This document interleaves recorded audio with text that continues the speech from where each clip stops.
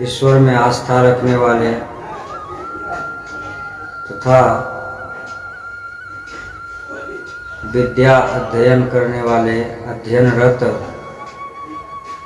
प्रतिष्ठा प्रथम वर्ष के छात्र अर्थात बीए पार्ट 1 के छात्रों के लिए हमने कबीर साहब के दोहावली से अनुभाग के रूप में चलाया था। आज और अब जो यह एपिसोड प्रारंभ हो रहा है, यह क्रम से सूरदास जी के विभिन्न पदों का अवलोकन हम लोग इसमें करेंगे। सबसे पहले हम लोग सूरदास जी के विचारों से थोड़ा सा अवगत हो जाएं। सूरदास जी सगुण भक्ति धारा के कवि थे। उनके आराध्य भगवान कृष्ण थे और वे भगवान कृष्ण को ही अपना आराध्य मानकर उन्हीं से साख्य भाव में, मित्र भाव में और प्रेम भाव में उन्होंने अपने पदों की रचना की है। सूरदास वात्सल्य और प्रेम श्रृंगार के कवि हैं। भक्ति धारा के, सगुण भक्ति धारा के कवि हैं वो। और सूरदास जी के विभिन्न पदों में हम उनके इसी भाव भंगिमाओं को देखेंगे।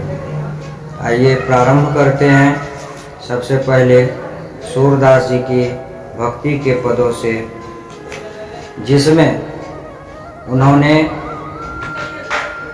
बड़े ही सामान्य भाषा में भगवान के गुणों का वर्णन किया है, उनकी कृपा का वर्णन किया है कि अगर प्रभु की कृपा हो जाए तो क्या होगा।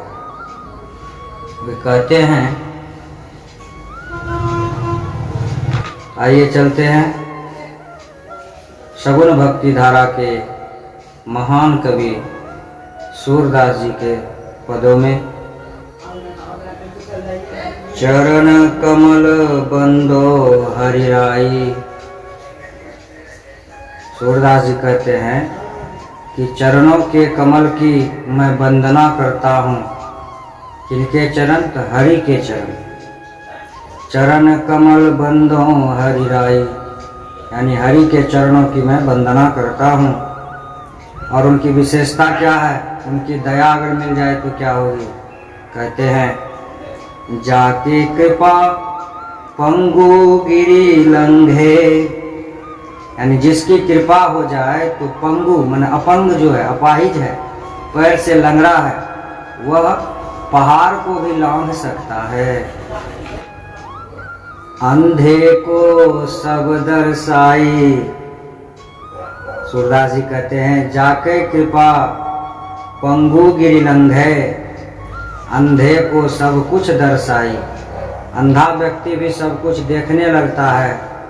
अगर उस प्रभु की कृपा हो जाए तो अपंग व्यक्ति भी पहाड़ को लांघ सकता है। बहिरो सुने गुंग पुनि बोले। जो बहरा व्यक्ति है, अगर उस प्रभु की कृपा हो जाए तो वह भी सुनने लगे, और गूंगा व्यक्ति है तो वह बोलने लगे। रंक चले सिर छत्र धराई। और जो रंक है, रंक मन प्रजा, राजा का उल्टा रंक। रंक मन जो गरीब है, वह भी अगर उस परमात्मा की दया हो जाए तो राजा की तरह सिर पर छत्र लगाकर चल सकता है। सूरदास स्वामी करुणामय, बार बार बंदों की पाई। सूरदास जी कहते हैं, हे स्वामी, हे करुणामय, हे करुणा के अवतार, करुणा से भरे हुए, मैं बार बार आपकी वंदना करता हूँ, मैं बार बार आपकी वंदना करता हूँ।